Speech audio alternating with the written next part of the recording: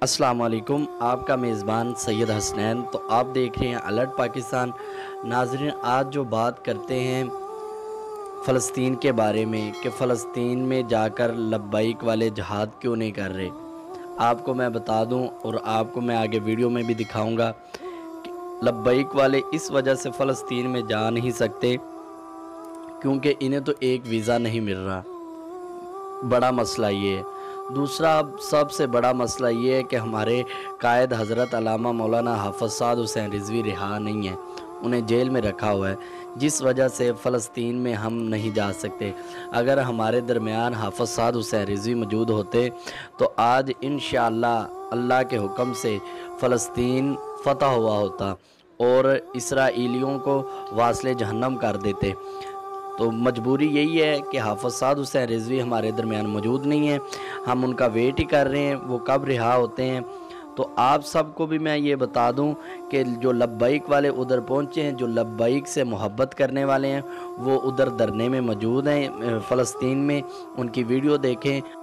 یہ ہماری حکومت ہے جو جہاد کا اعلان نہیں کرتی، جس وجہ سے تمام اہل سنت والجماعت وہ پیچھے ہیں۔ انشاءاللہ وہ جہاد کا اعلان کرے حکومت، لبیک والے سب سے آگے ہوں گے۔ لبیک والوں کے لیے یہ بڑی بات نہیں ہے، انہوں نے ادھر بھی میدان جنگ دیکھا ہوا ہے، لاہور میں بابا جی کے مزار کے پاس بھی، تو انشاءاللہ ادھر بھی لبیک پہنچے گے۔ فلسطین میں بھی ہمارے بھائی ہیں مسلمان۔ تو اگر آپ چینل پر نئے ہیں تو چینل کو سبسکرائب کر دیں اور بیل کو بھی دبا دیں اور ویڈیو کو لائک کرنا مت بھولیں۔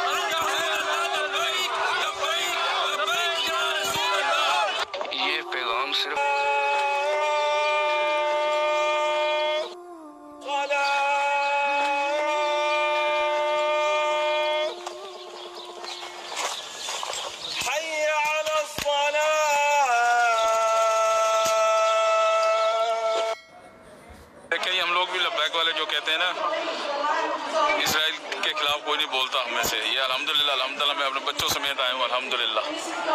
یہ دیکھیں الحمدللہ لبیک یا رسول اللہ صلی اللہ علیہ وسلم، لبیک یا رسول اللہ۔ صاحب دوست ٹھیک ٹھاک خیریت سے ہیں؟ جو کتے تحریک لبیک پہ طرح طرح کا